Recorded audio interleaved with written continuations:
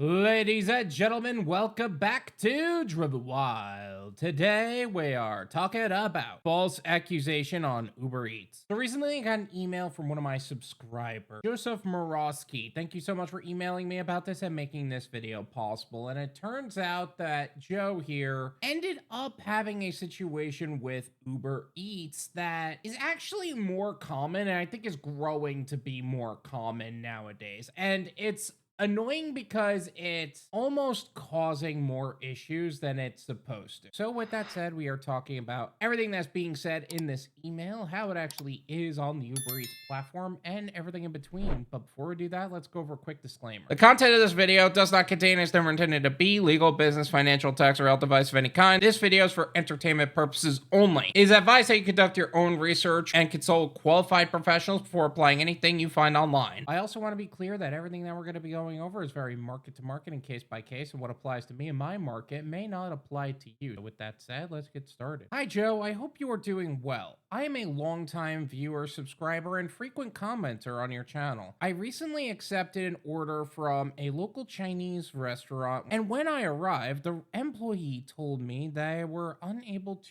prepare it. Then I proceeded to cancel the order and move on. Now, my first question here is why exactly were they unable to prepare it? Because, like, it's one thing that if you just didn't have certain items that were on the menu, like you're running low on some things, but I just feel like there needs to be more explanation here on that subject. I know that one thing that restaurants are doing, and it's frustrating to me too, because I just experienced something similar with Benihana, is where they'll tell you something that is completely not true and have you cancel the order, right? And then somebody will pick up the order later and blame you for having that order canceled. And it's really frustrating because it means good drivers are actually not getting the orders that they deserve and being blamed for it. But let's keep going through this email because I think that's where this is going, but I just want to be sure. I messaged support to explain my case, and they had no further information regarding the delivery. In other words, they didn't reach out to the restaurant to verify. They also said it wouldn't go on my record because it's my first time, but I believe it's the principle of the matter. I just don't like being accused of something I didn't do. I was wondering what your thoughts were on this. I did include a screenshot of my discussion with support. Sincerely, Joseph Moros. Well, first off, I simply don't think that you should be working with tech support on anything because they just don't do their job. Second, they're probably giving them answers that are AI generated, and these reports on you is not really reports on you, or they are reports on you, and they're trying to build a narrative for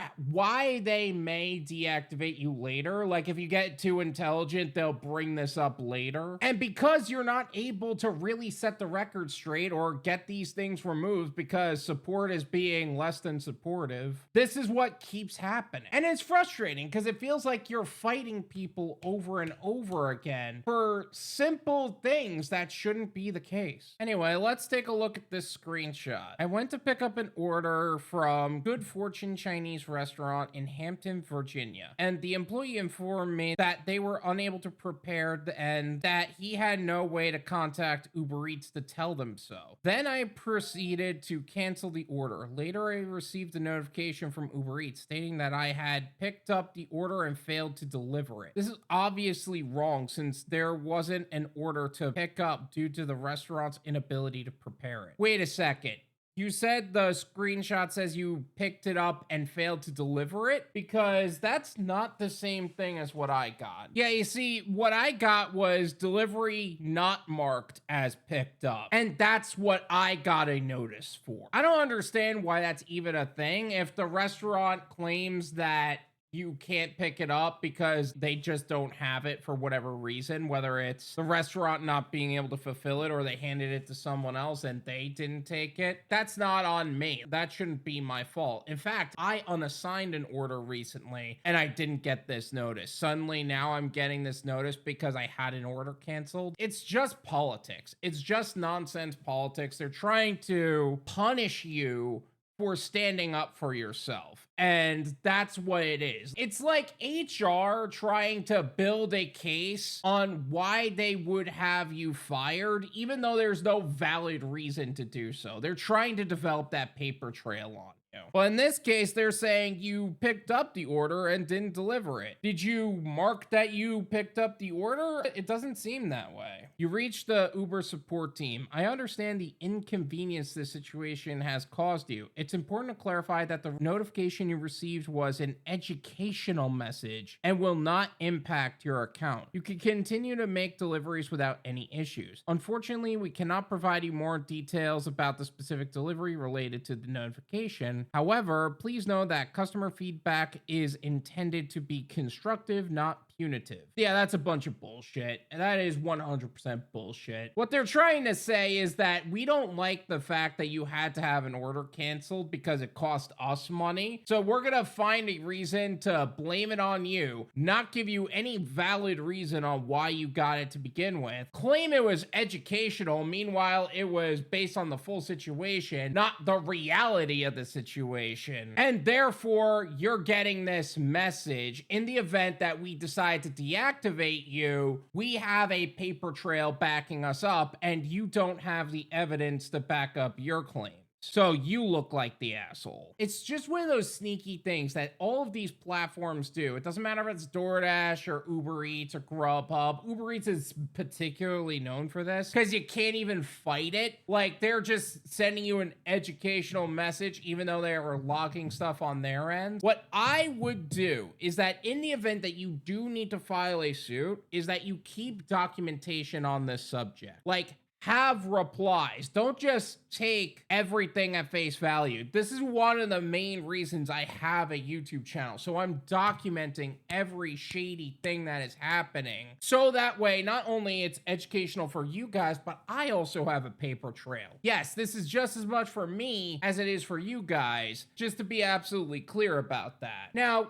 are there ways to do that without going viral on the subject or like going through social media? I like the public facing aspect. I know other people don't, but you can also just have email trails backing this up. The point is that you document keep a log of all of this. I don't think it's going to really affect your account. You may notice a mild lag in the amount of orders you're receiving, because that's something I do notice that happens from these times of the year. When you get those notices, suddenly the amount of orders you receive drop, and they're trying to punish you for standing up for yourself. Like, they do throttle you that way. But either way, that's why you need to have a diversified gig portfolio and develop an exit strategy. Don't be so dependent on just Uber Eats. You're a longtime viewer, subscriber, and commenter. Have you been diversifying your gig portfolio? DoorDash, Grubhub, all of the catering apps that I talk about. What about last mile delivery like Curry or Freight? What about Walmart Spark? That's another big one. Instacart, if you're into that. Amazon Flex, Veho. I'm not the biggest fan of package routes, but some of them are really good and really well paying. What about an exit strategy? Remember, the gig economy is an income bridge to what would be a long-term goal, not simply the goal. You should have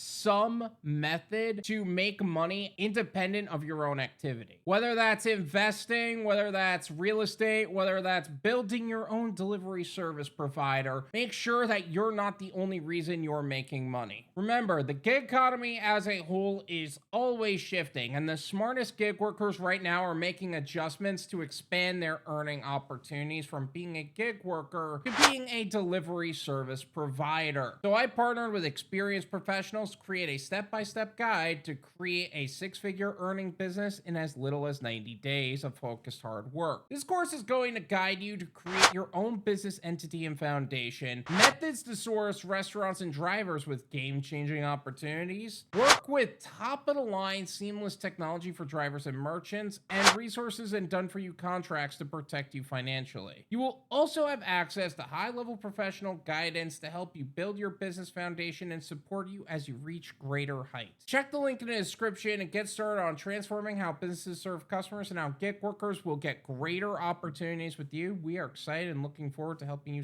secure your financial future. Now, there are some other things that I would like to bring up on this subject. Number one, when you're creating a paper trail, make sure it is not just on Uber or just on your phone. Put in like a Google Drive or on your computer as well, in case something does happen to your account and you need to have timestamps accordingly. Now, Uber always says things like these first time warnings, and they do make these empty threats of saying it's just a first time warning or it's a one time thing. But in a lot of cases, it's not really a one time thing, but they can find reasons to deactivate you if it keeps happening. So just be careful, and I would stay away from merchants like that for a while. All drivers should track every support interaction to show patterns of false accusations, which will strengthen an appeal if you need to make it. Now, you already did the smart thing of contacting other gig workers in communities such as myself, but there are others that you could reach out to as well. Again, the YouTube creators such as UDM, Pedro, Rideshare Guy, Rideshare Rodeo, Rideshare Professor are all good options. Also, consider Facebook groups as well. That's another great place because you could have that public facing effect without like starting your own YouTube channel if that's not what you're into. And it's also a great way to put a little bit more pressure on platforms when drivers are a little bit more organized. I've heard that not a lot of people like the Facebook groups because it just